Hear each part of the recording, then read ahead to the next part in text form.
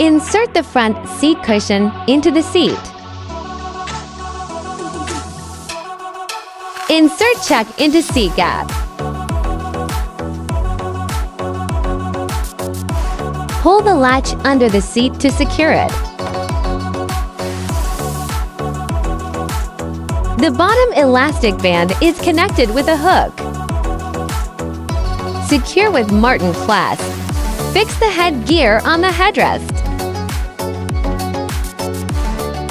Use Velcro to secure the cushion. Insert check into seat gap.